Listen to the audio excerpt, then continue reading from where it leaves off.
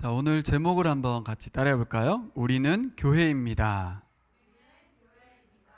네, 다시 한번 우리 같이 큰 목소리로 우리는 교회입니다. 네, 뭐 당연한 말씀을 하시나 한데 오늘 에베소서 말씀은 제가 언젠가 설교를 한 적이 있겠죠. 하지만 에베소서 말씀은 너무 어렵기도 하고 한글 성경을 읽어도 어렵습니다. 그래서 오늘 중국어 성경을 띄워주면 어떠냐 이런 얘기를 하셨는데 한국어도 이해하기 어렵습니다. 어떻게 하면 쉽게 할까 고민을 많이 했고요. 오늘 말씀을 여러분들이 잘 들으시면 큰 유익이 있을 줄 믿습니다. 우리 예랑이도 예봄이도 수아도 큰 은혜가 있을 줄 믿습니다. 여러분, 자본주의 세상을 살아가는 우리들이잖아요. 그러다 보니까 뭔 말을 할 때마다 우리가 값어치를 매기게 돼요. 그거 얼마짜리야? 이렇게 묻는 거죠. 항상 물어봐요. 아이들이 제일 많이 하는 말이고 우리 예랑이도 가장 많이 하는 말이죠. 네. 그거 얼마짜리예요? 이렇게 묻습니다. 그래서 이걸 가격을 매긴다고 말하고 값어치를 산정한다고 말하죠. 근데 상품에 매겨진 가격처럼 가격을 매기기 어려운 것들이 있는데 가정이라든가 기업이라든가 국가라든가 교회라든가 이런 개념들입니다. 우리 사회에서 가정, 기업, 국가 그것들이 차지하는 값어치는 얼마나 될까? 그것을 다른 말로 값어치라고 부르지 않고 뭐라고 불러 밑에? 가치라고 부릅니다. 이 가정에 대한 개념, 기업에 대한 것들, 국가, 교회. 여러분, 가정의 가치를 매긴다면 얼마나 될까요? 가정의 가치는 실로 엄청나죠. 사회를 구성하는 가장 기본적인 요소고 핵심적인 요소이기 때문에 가정이 무너지면 사회가 무너진다, 국가가 무너진다 이런 얘기 듣잖아요. 가정이 가지고 있는 가치는 엄청납니다. 그렇다면 교회는 어떤 가치를 가지고 있을까 하는 거죠. 교회의 가치는 얼마나 될까? 에베소서 말씀 읽고 묵상하면서 저에게 스스로 질문이 생겼습니다. 나는 교회에 대해서 어떤 가치를 가지고 있는가 하는 거죠. 제 스스로에 대한 질문이 생겼습니다. 바울 사도는 에베소 교회에 편지를 쓰면서 교회에 대해서 말씀하고 있습니다. 교회가 어떤 공동체인지 말하고 교회가 어떤 가치가 있는지 말씀하고 있습니다. 그래서 에베소 교인들이 교회의 진정한 가치를 알면서 살아가기를 바란 거죠. 그래서 기도합니다. 에베소 교우들이 교회의 진정한 가치를 알게 하옵소서. 세상에서 교회는 어떤 공동체로 존재하고 있는지, 어떤 가치를 가졌는지 오늘 말씀을 통해서 교회의 가치를 바로 알고 또 느끼고 누리는 여러분들이 됐으면 좋겠습니다. 오늘 말씀의 배경이 되는 에베소를 한번 가보려고 합니다. 지도가 잘 보이나요? 전 옆에서 보여서 잘 안 보이는군요. 에베소는 터키에서 유럽 쪽에 지중해 연안에 있는 항구 도시입니다. 미국으로 치자면 뉴욕 같은 도시입니다. 그냥 항구 도시라서 그런 게 아니라 당시 세계에서 이 에베소라는 도시는 에페소스라는 도시인데 이 에페소스라고 하는 이 도시가 갖는 위엄은 우린 전 세계에서 뉴욕 같은 그런 위치를 차지하고 있었다는 거죠. 중국으로 말하면 어딜까요? 상하이 정도 되겠죠. 상하이. 한국이라면 인천 같은 도시일 수 있습니다. 그런데 뭐 인천과 상하이와 비교할 수 없는 곳이 뉴욕이겠죠. 당시에 사람들이 꿈이 있다면 에페소스 한번 가는 거, 그게 꿈이라는 거예요. 거기 한번 가서 살아보는 것. 그런데 이 도시에는 아데미 여신을 섬기는 도시였습니다. 아데미 여신을 섬기는 도시라서 엄청난 규모의 아데미 신전이 있었습니다. 아데미라는 것은 당시 말로 아르테미스라는 여신인데 이 도시 사람들은 이 아데미 여신으로부터 모든 부와 풍요가 내려진다고 믿었습니다. 아데미 여신 이 보시면 가슴이 엄청 많죠. 이 가슴이 상징하는 게 뭐겠어요? 아이를 품고 젖을 먹일 거 아니에요, 그렇죠? 그런데 많이 먹일 수 있는 거예요. 그러니까 이 여신으로 하여금 세상에 많은 복과 건강이 흘러온다고 믿은 것이죠. 그래서 이 도시 사람들은 아데미 여신에게 충성하면서 살았습니다. 여기 신전에 터가 있고 또 밑에 보면은 아데미 여신상을 만드는 석공이 있죠. 그래서 석공이 아니고 전 철공인 것 같아요. 동으로 만든 동상을 만드는 그런 작업을 하고 있었습니다. 다시 위로 가면 이 지도가 뭐냐면 바울이 예루살렘에서 안디옥에서 다시 1차 전도여행, 2차 전도여행, 3차 전도여행을 해서 로마까지 갔던 지도거든요. 이 지도에서 에베소는 3차 전도여행 때 에베소에 머물면서 2년 동안 복음을 전하고 가르치고 양육했던 그런 도시입니다.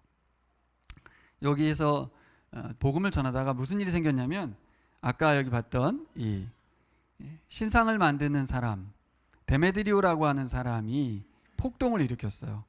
왜냐하면 바울이 와서 이 에페소스에 와가지고 복음을 전하면서 그 사람들이 변화되고 그러면서 하나님을 섬기는 일로 예수 그리스도를 전하는 일로 난리가 난 거예요, 도시에서. 왜요? 아데미 신에 대한 거부가 생기고 아데미 신을 믿던 사람들이 개종을 하게 되면서 동상이 안 팔리는 거예요. 이 동상이 안 팔리기 시작하니까 이 사람들이 경제적인 불이익이 생기고 그러니까 이 바울 일행을 추방하고 쫓아내는 그런 일이 있었습니다. 그래서 사도 바울은 3년 동안 복음을 가르친 뒤에 다시 나중에 로마 감옥에 갇히죠. 가택연금 상태에 있을 때 그때 편지를 썼던 것이 바로 에베소서입니다. 오늘 에베소서. 2년 동안 복음을 전하고 양육해서 교회가 된 그들에게 교회가 무엇인지, 교회가 갖는 이 사회에서의 가치가 무엇인지, 당신들이 아데미 신을 섬기다가 예수 그리스도를 통하여 하나님을 섬기는 사람들로 개종했는데 그래서 교회로 모여 있는데 계속해서 교회로 살아가야 될 이유가 무엇인지 이 교회를 알려줘야 될 거 아니겠습니까? 그렇죠? 그러니까 다시 한번 편지를 통해서 알려주는 거예요. 특별히 로마 감옥에서, 감옥이라고 하지만 가택연금이라고 했잖아요. 언제 죽을지 모르기 때문에 죽기 전에 이 교회에게 내가 해주고 싶은 말이 뭐냐, 교회가 이 땅 가운데 어떤 공동체인지 어떤 존재인지 알려주고 싶었던 것이죠. 자, 한번 좀 더 생각해 볼 게 있는데 아데미 신전이 얼마나 큰 영향력을 가졌냐면 세계 10대 불가사에 해당된다고 해요. 저 신전이 얼마나 컸는지. 옆에 보면 유대교의 성전이 있고 두 번째는 그리스 아테네 신전이 있고 세 번째는 아데미 신전이 있어요. 근데 아데미 신전이 그리스 아테네 신전의 한 2배, 3배 정도가량의 규모고 저 정도의 신전을 어떻게 졌을 수 있었을까라는 의문이 있는 거죠. 지금은 여기에 보면 신전 터만 남아있고 기둥이 하나 남아있다고 합니다. 자, 에베소의 아데미 여신의 동상의 모습이고요. 이 아데미 여신이 가지고 있는 영향력이라는 것이 단순히 그 도시만이 아니라 이제 이 아데미 여신은 어디로 넘어가냐면 로마로 넘어가서 로마의 다이아나라고 하는, 미국의 다이아나 많죠. 다이아나 여신으로 변화돼요. 그래서 어떻게 보면은 지중해 연안의 영적인 세계에서 가장 중요한 역할을 하고, 중요하다는 말은 많은 사람들이 숭배하는, 그래서 그들에게 정신적인 지주가 되는 그런 역할을 아데미 여신, 아데미 신전이 갖는 영향이 컸습니다. 자, 그런 가운데서 교회로 모인 사람들, 그 여신의 세상에서 그를 내려놓고 하나님을 섬기고 예수 그리스도를 믿기로 결정한 사람들, 대단한 결정입니다. 왜냐하면 사회로부터 배척받고, 그렇죠? 그리고 그들에게 불이익을 당하면서도 교회로 모였기 때문에. 특별히 교회는 여기 아까 보여준 유대교의 신전은 유대교의 신전이고 우리 중국 형제들이 유대교와 기독교의 구분도 어려우실 텐데, 기독교는요 신전도 없어요. 신상도 없어요. 그러니까 당시의 종교관으로 보면 이해가 안 되는 거예요. 무조건 종교는 신전이 있고 신이 있고 동상이 있는데, 기독교는 신전이 없고 신상도 없어요. 그러니까 사기일 수도 있잖아요. 그렇죠? 당시 세계관으로 보면 모든 종교는 신전이 있고 신이 있고 신상이 있는데 왜 기독교는 아무것도 없지? 근데 사람들끼리 모여가지고 제사를 드리는 것도 아니에요. 다 제사를 드리고 있는 시대에 제사도 없는, 모여서 밥을 먹고 노래를 부르고 그 다음에 말씀을 듣고. 지금 이 예배가 이렇게 보편화돼서 그렇지, 당시 세계관으로서의 종교는, 기독교는 뭐 이단이라기보다는 신흥 종교인데 도저히 이해가 안 되는 종교인 것이죠. 특별히 여러분, 제가 서울에 갔을 때 63빌딩이 있었어요. 와, 63빌딩을 밑에 가서 보는 것만으로도 막 어질어질할 정도로 놀라워할 때가 있었어요. 제가 세계에서 가장 큰 빌딩이 100층이 넘잖아요. 그런 데 가면 굉장히 위험 앞에 우리가 와, 대단하다 이럴 거 아니겠어요? 당시 아데미 신전이 가지고 있는 규모와 웅장함은 사람들을 압도하는 것이거든요. 그런데 교회는 신전도 없고 신상도 없고 아무것도 없단 말이에요. 근데 몇 명 모여 있는 거죠. 몇 명. 근데 그것이 확산되고 있을 뿐입니다. 아무리 초대교회가 신앙이 좋고 믿음이 좋고 예수님 부활하신 지 얼마 안 됐다 하더라도 눈에 보이는 엄청난 위험, 영향력 앞에서는 항상 흔들리게 되어 있습니다. 과연 내가 믿고 있는 기독교가 진짜일까? 내가 이 교회 공동체에 소속되는 것, 모든 것을 내려놓고 사회의 격리를 당하면서까지 교회를 가는 것이 맞을까? 이런 생각이 듭니다. 비교가 안 되는 거예요, 세상과. 저는 이게 에베소 교회만 그런 게 아닌 것 같아요. 당시 세계만 그런 게 아니라 이 시대도 마찬가지인 것 같습니다. 요즘 우리가 교회를 다니면서도 교인으로서 교회 다니면서 자랑스럽거나 떳떳하거나 자부심을 갖기가 어려운 시대죠. 한국 안에서 교회는 걱정거리가 됐어요. 그리고 지탄을 많이 받고 있습니다. 그런데 사실 외부인만 그런 게 아니라 내부인인 우리들조차도, 특별히 목회자를 넘어서 우리 성도들에게 교회는 무엇인가. 현재 한국 교회를 다니고 있는 우리 성도들이 우리 교회들을 바라보면서 자랑스럽고 자부심이 있고 내가 성도라고 자랑스럽게 말할 수 있는가? 항상 부끄러워야 되고 위축되어야 되고 어디 가서도 교회 다닌다고 말하기도 부끄러운 그런 시대를 만났거든요. 그러니까 시대를 불문하고 교회는 항상 소수였고, 물론 한국에 있는 교회들은 막 상당히 성장한 부분이 있고 건물의 위험이 강해졌지만 사실 교회는 건물이 아니거든요. 사람의 모임인데 사회적인 위치에서 교회는 어떤 가치를 갖고 있느냐는 것입니다. 특별히 우리 교우들이 느낄 때, 저는 이 에베소서 말씀이 우리 개척 3년 차가 되고 또 우리 교회가 이제 나무 아래 교회를 개척한 이후에 교회 공동체를 세워가는 데 있어서 오늘 에베소서 말씀 굉장히 중요한 말씀 우리에게 주신 것 같아요. 그래서 오늘 사실 우리 중국 형제들이 와서 PPT도 준비했지만 우리 성도들을 위해서도 준비했어요. 이 말씀은 굉장히 중요하다. 가시적으로도 좀 보고 생각하고 실제로 우리가 이 부분에 대해서 동의를 얻어내야 되지 않을까? 바울이 말하는 교회에 대해서 우리도 같은 마음을 가져야 되지 않을까? 이런 생각이 들어요. 이 땅에 예수 그리스도의 이름으로 모인 교회를 향한 편지입니다. 에베소 당시 에페소스에 있는 그 지역에 있는 그 공동체에게만 준 편지가 아니고 모든 교회에게 준 편지인 것 같습니다. 근데 여러분 놀라야 되는 게 뭐냐면 오늘 1절부터 14절까지가 한 문장으로 되어 있습니다. 헬라어 문장으로 보면 주어가 하나고 끝까지 한 문장으로 되어 있어요. 마침표가 마지막에 찍히는 14절까지. 어떻게 이런 긴 문장을 쓸 수 있는지 바울은 대단한 사람입니다. 자, 오늘 같이 편지에 담긴 메시지를 같이 살펴보고 있습니다. 자, 첫 번째로 제가 여러분들에게 하고 싶은 말씀은 찬양합시다입니다. 오늘 바울의 첫 제안이 뭐냐면 찬양합시다예요. 근데 이 찬양합시다라는 말은 상투적으로 여러분 같이 하나님 찬양합시다 이런 말이 아닙니다. 바울의 첫 마디가 왜 찬양합시다인지 1장 내용을 살펴보면 알 수 있어요. 자, 보실래요? 6절과 12절과 14절 같이 한번 읽어보겠습니다. 앞에 PPT 보시고 시작. 우리에게 거저 주신 하나님의 영광스러운 은혜를 찬미하게 하셨습니다. 우리로 하여금 하나님의 영광을 찬미하는 사람이 되게 하시려는 것이었습니다. 우리로 하여금 하나님의 영광을 찬미하게 하십니다. 제가 이거를 봐야 돼서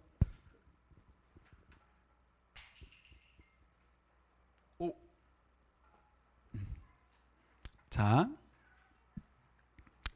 이 말씀을 잘 보시면 여기서 말하는 우리가 누굴까라는 거예요. 우리에게 거저 주셨다. 우리로 하여금 이 우리는 누구일까요?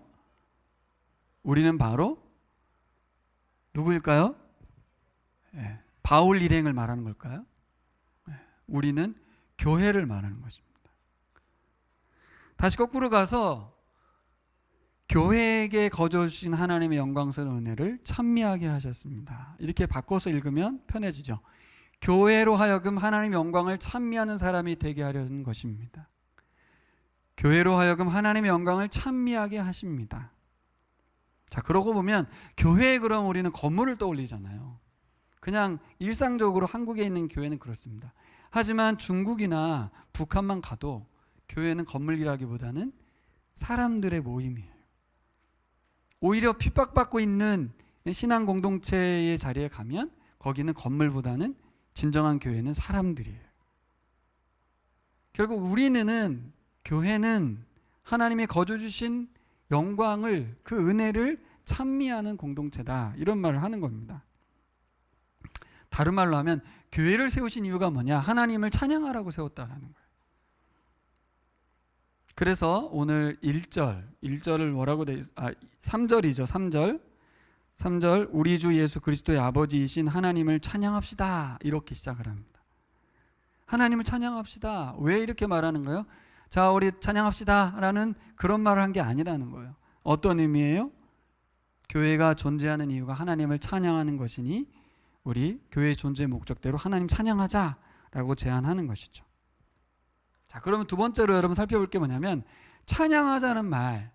찬양 그러면 뭐가 떠올라요? 우리 수화 노래 부르고 그죠? 예배 드리는 게 떠오르죠? 네. 어린이만 그런 게 아니라 우리 경일 집사님도 그게 떠오를 거예요 아마. 찬양합시다 그러면 노래 부르고 찬양 드리는 것. 근데 여러분 12절을 개역성경으로 한번 보겠습니다. 같이 읽을게요. 시작. 이는 우리가 그리스도 안에서 전부터 바라던 그의 영광의 찬송이 되게 하려 하심이라. 이 말씀을 잘 보시면 세번역은 찬양하자 이렇게 말을 해서 애매한데 개역성경 번역이 제대로 한 거예요. 어떤 의미에서? 자, 보세요. 이는 우리가 그리스도 안에서 전부터 바라던 그의 영광의 찬송이 되게 하려 하심이라. 제가 무슨 말을 하고 싶은 걸까요? 교회는 이 땅에 존재하는 그 자체가 하나님의 찬송이 된다는 뜻이에요. 교회가 노래를 부르고 막 예배를 드리는 것으로 찬양이 아니라 존재 자체가 하나님께 영광이 되는 찬송이라는 겁니다. 그러니까 하나님께서는 이 땅에 교회를 왜 세우셨어요? 하나님의 영광을 찬송하는 공동체로. 그러니까 예배하는 공동체 이거 말고 교회가 존재하는 그 자체가 하나님께 찬송이 된다는 뜻입니다. 어떻게 존재 자체가 찬송이 되죠? 어떻게 그럴 수가 있죠? 그냥 교회라는 것이 그냥 생겨버리면 하나님께 찬양이 됩니까? 그런 말은 아니겠죠. 그럼 뭐겠습니까? 교회 공동체가 존재한다는 게 어떤 의미예요? 공동체가 존재하는 목적대로 하나님의 뜻대로 살아가는 그 삶이, 교회가 공동체적으로 살아가고 있는 그 삶이 하나님께 찬양이 된다는 뜻입니다. 이 땅의 교회의 가치는 어떤 가치가 있어요? 하나님께 영광이 되는 가치를 갖고 있어요. 근데 이제 우리 교회가 갖는 고민은 뭐예요? 목사님, 교회는 세상에서 근심 걱정거리가 된 지 이미 오래됐습니다. 무슨 영광이 됩니까? 무슨 찬양입니까, 교회가? 현실적으로 교회는 하나님께 영광이 되고 영광 드러내는 모습이 아주 빈약합니다. 그럼 거꾸로 생각해 봤어요. 오늘날의 교회만 그러면 그런 모습일까? 에베소 교회는 아니었을까? 에베소 교회는 정말 교회다운 교회로서 데살로니가 교회 같은 교회였을까? 그렇지 않겠죠. 아니니까 이 편지를 쓴 거예요, 여러분.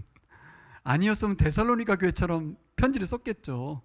너희들의 교회됨에서 내가 자랑하고 싶다, 칭찬하고 싶다고 썼겠죠. 왜 교회됨에 대해서 썼겠어요? 왜 교회가 무엇인지 알려줬겠어요?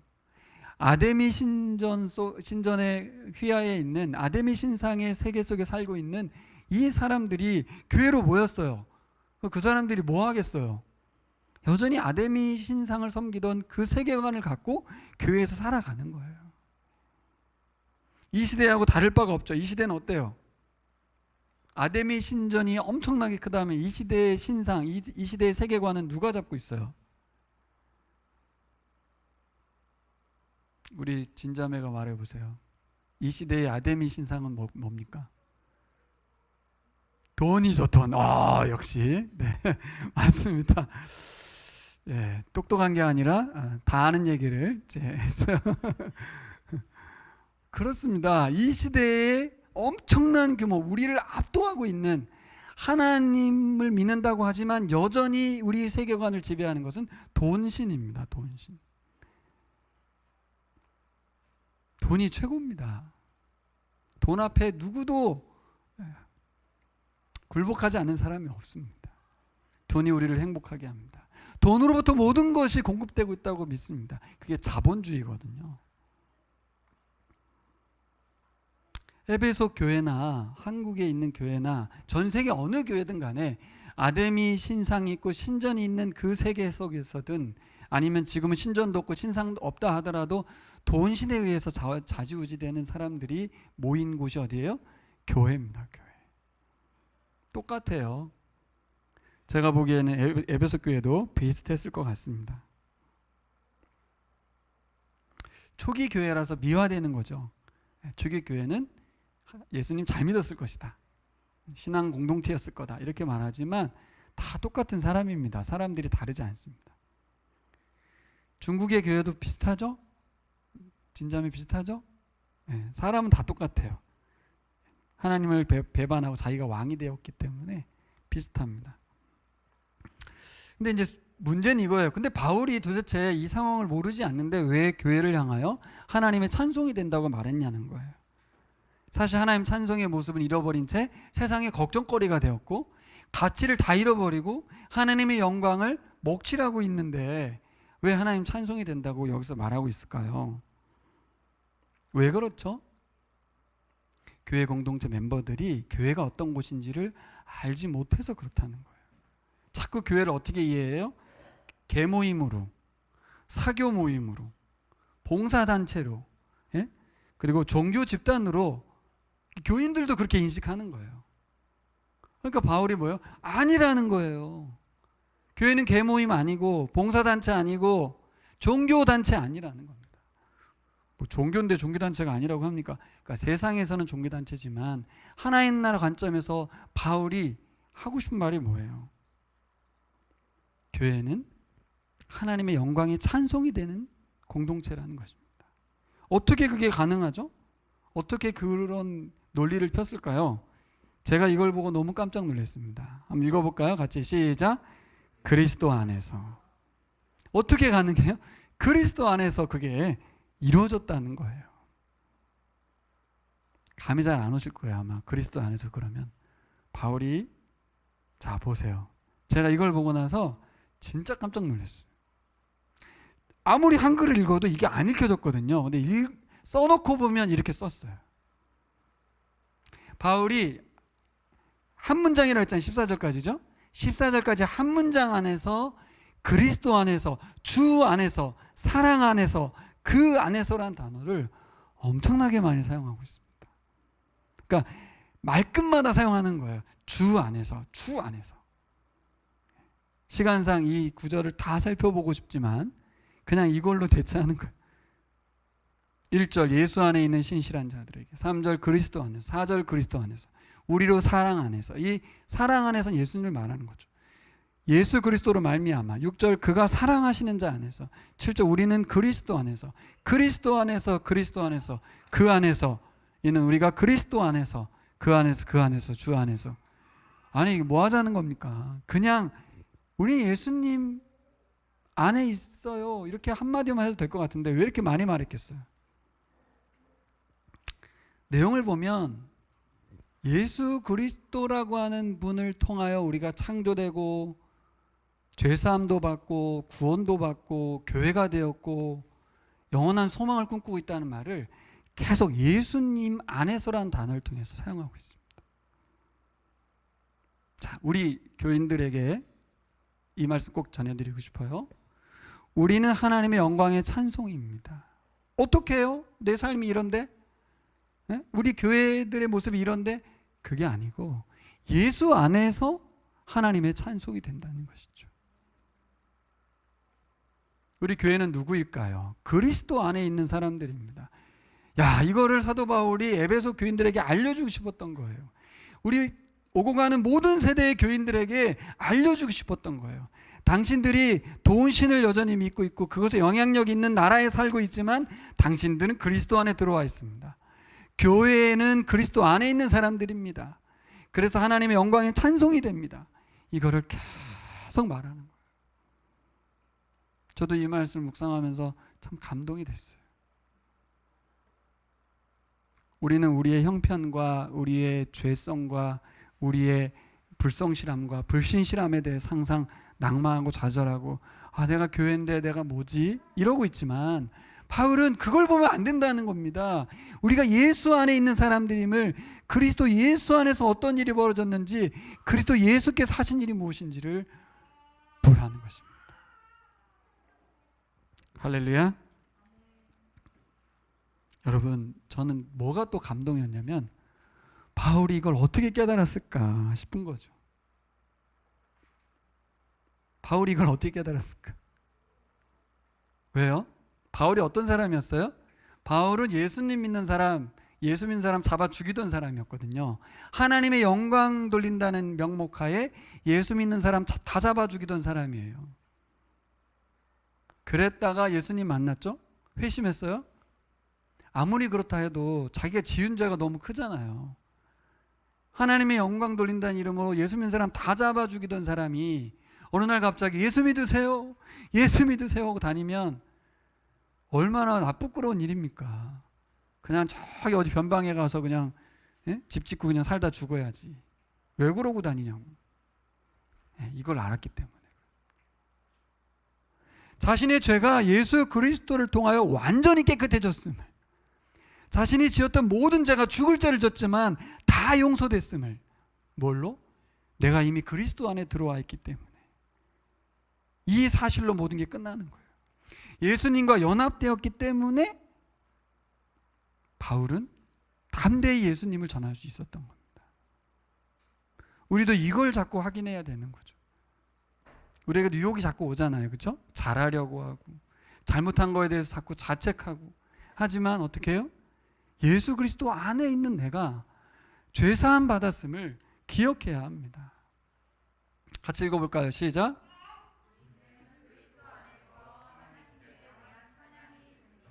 네, 이 말씀 꼭 기억하시기 바랍니다.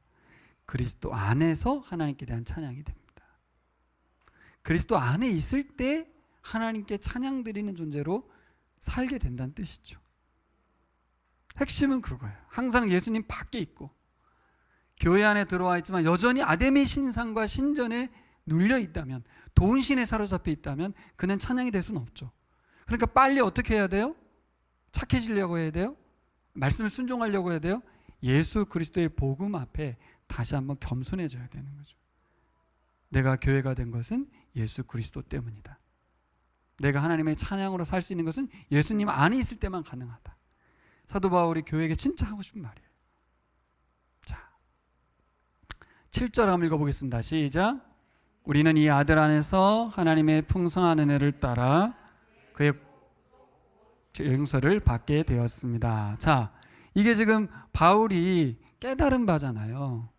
교회는 어떤 자들이에요? 예수님 안에서, 이 아들 안에서 하나님의 풍성한 은혜를 따라, 이 은혜가 위에는 거저 주시는 거라고 써 있어요. 은혜는 거저 주는 겁니다. 그의 피로 구속 곧 죄 용서를 받게 되었습니다. 우리가 다 아는 말씀이고 익히 아는 말씀이고 이미 다 해결한 말씀인 것 같지만 아직도 아닐 수 있다는 거죠. 이미 죄 용서 받았다는 걸 자꾸 까먹고 살아갈 때가 있죠. 그때 우리는 교회이지만 세상 사람이 되는 거예요. 우리가 교회이려면 이 부분을 분명히 믿고 받아들여야 될 줄 믿습니다. 자, 13, 14절도 읽겠습니다. 같이 시작.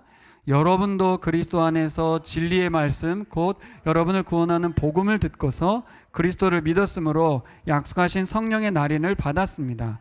이 성령은 하나님의 소유인 우리가 완전히 구원받을 때까지 우리의 상속의 담보이시며 우리로 하여금 하나님의 영광을 찬미하게 하십니다.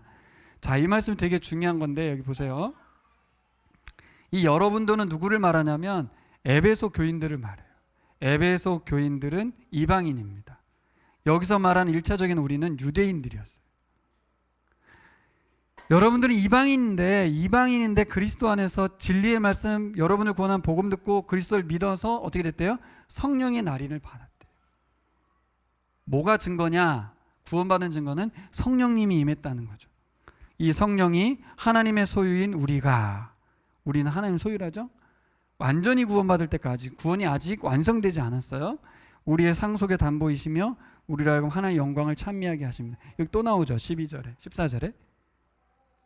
그러니까 교회를 세우신 이유는 하나님의 영광이 되고 하나님께 영광 돌리는 찬양하는 사람들로 세우려는 하나님의 계획입니다. 특별히 에베소 사람들을 그렇게 불렀다는 것이죠. 자, 그래서 하나님께서 우리를 이렇게 놀랍게 부르셨다는 것을 감사하면서 이제 그러면 교회는 왜 존재하는가 마지막으로 살펴봐야 될 것 같습니다. 도대체 교회가 무슨 일을 하길래 하나님께 찬송이 될까 하는 것이죠. 그냥 존재만 하나? 아니라는 거예요. 아까 제가 그랬죠? 존재만이 아니라 어떻게 살아야 된다 그랬잖아요. 뭐하고 살아야 되는데요? 교회는 뭐하는 단체인데요? 뭐하는 모임인데요? 교회에게 주신 비밀이 있다는 겁니다. 한번 따라해 볼까요? 시작. 교회에게 주어진 비밀. 우리 예범이도 읽어주세요. 한글 읽을 줄 알죠? 다시 시작. 교회에게 주어진 비밀. 네. 교회는 도대체 무슨 일을 하길래 하나님 찬송이 될까? 자, 9절과 10절 읽겠습니다. 시작.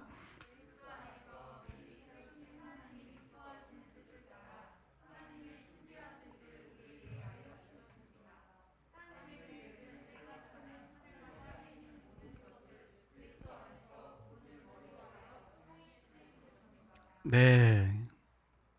교회가 존재하는 목적은 만물의 통일이라는 거예요. 통일. 교회를 향한 하나님의 계획은 통일이라고 합니다.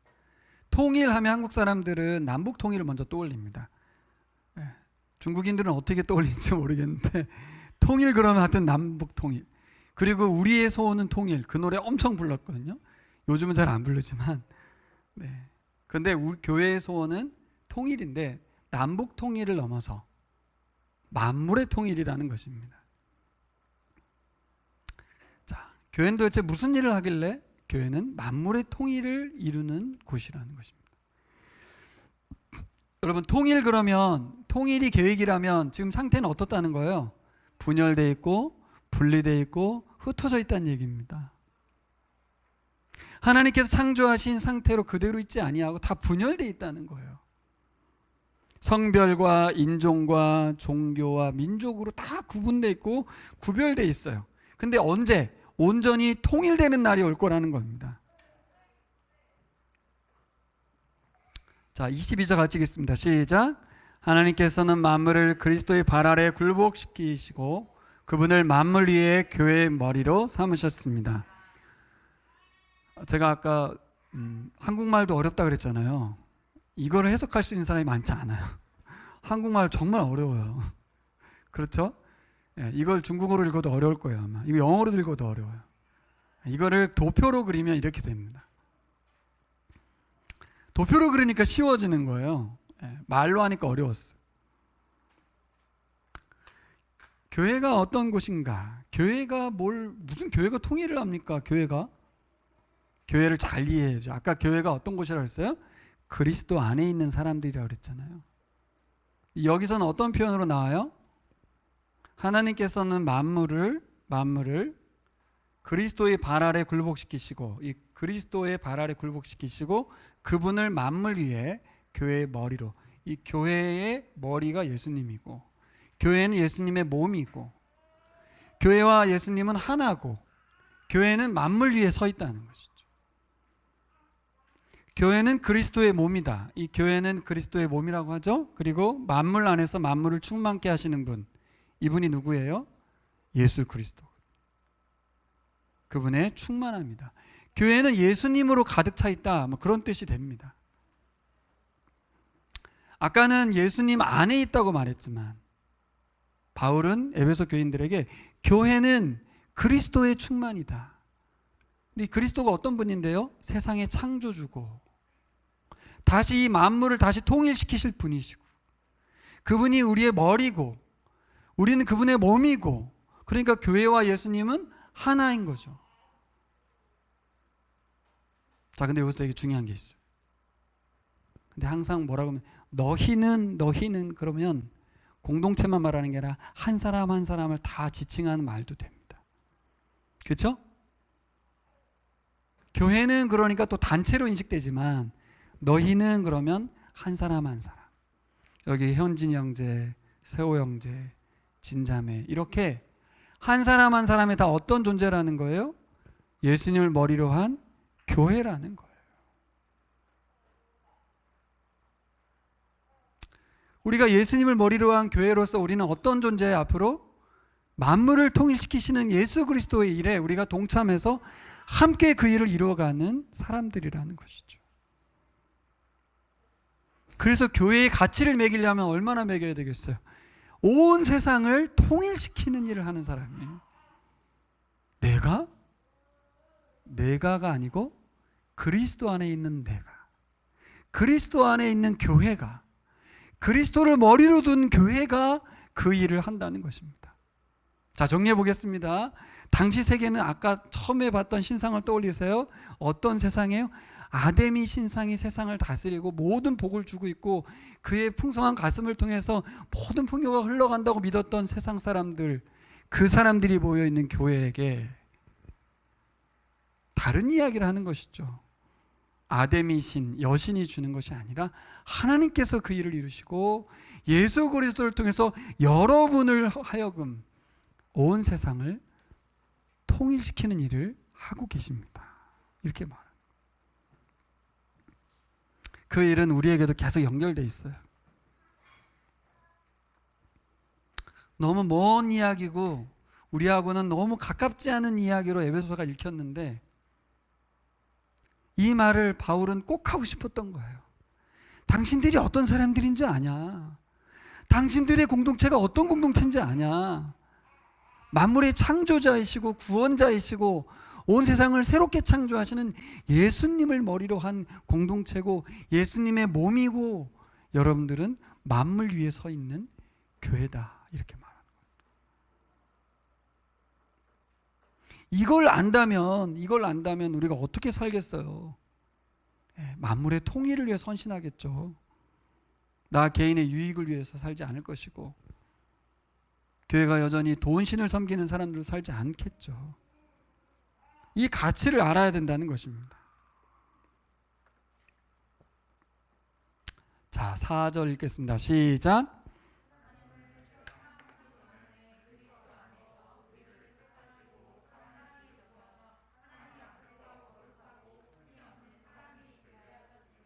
네, 시점이 언제인지 보세요. 시점. 하나님 언제요? 세상 창조하기 전에. 우리 현진이 형제가 2년 전에 보라하고 예수님 믿은 줄 알았는데 여기 뭐라고 써 있어요? 당신들은 하나님 창조하기 전에 그리스도 안에서 우리를 택하시고 선택하시고 셀렉팅하시고 사랑해 주셔서 하나님 앞에서 거룩하고 흠이 없는 사람이 되게 하셨습니다. 그 시점이 언제예요? 창세 전에. 이걸 믿으십니까?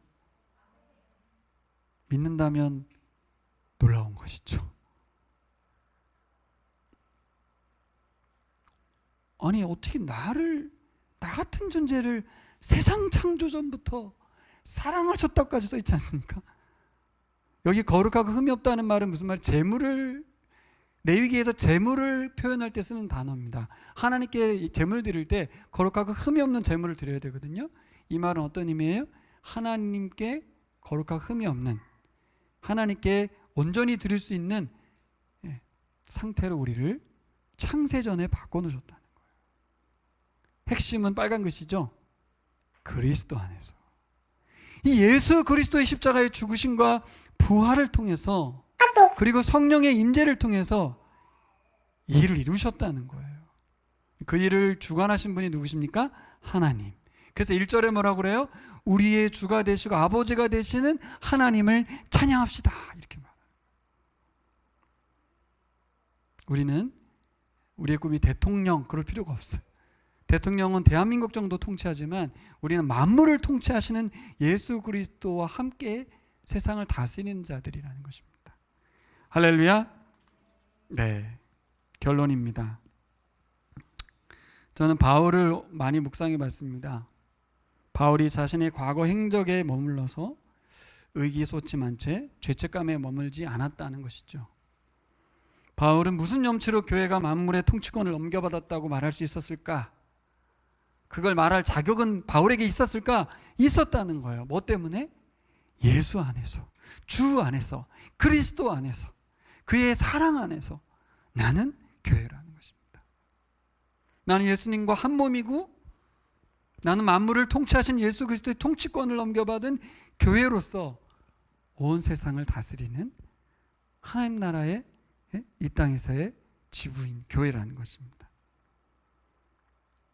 자신이 죄사함을 받았다는 것을 100% 확신했어요.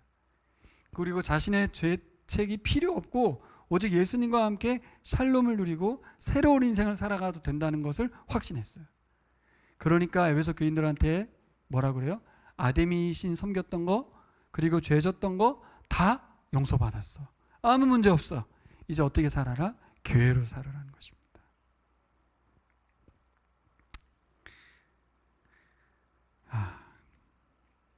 여기는 비밀이라고 되어 있지만 사실은 이 비밀은 모든 것에 다 이렇게 드러난 비밀입니다. 교회는 하나님의 계획이고 선물이죠. 이 땅에 있는 사람들에게. 교회를 통하여 사람들이 구원을 받습니다. 교회를 통하여 이 땅에 구원이 임하고요, 하나님 나라가 확장되고 있습니다. 보여지는 교회, 언급되고 있는 교회만 보지 말고 그리스도 안에 있는 사람들에 의해서 어떤 일이 벌어지고 있는지 우리가 봐야 될 줄 믿습니다. 그래서 우리는 에베소 교회를 불허하고 에베소 교회처럼이 아니라 우리는 나무 아래 교회로서 이 바울의 편지를 하나님의 편지, 그리스도의 편지로 받아들고 그렇게 교회로서 살아가는 우리가 되기를 소망합니다. 다 함께 일어나셔서 기도하겠습니다.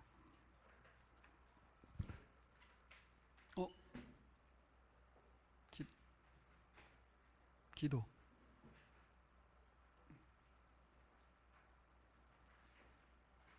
자, 바울의 기도를 같이 한번 읽어보고 마칠까요? 바울이 그래서 무슨 기도를 하는지 같이 읽겠습니다. 자, 시작.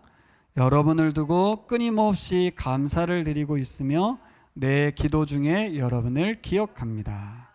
우리 주 예수 그리스도의 하나님이신 영광의 아버지께서 지혜와 계시의 영을 여러분에게 주셔서 하나님을 알게 하시고, 첫 번째는 뭐예요? 하나님을 알게 해주시기를. 어떻게 알 수 있어요? 지혜와 계시의 영이 우리에게 있어서. 두 번째, 시작.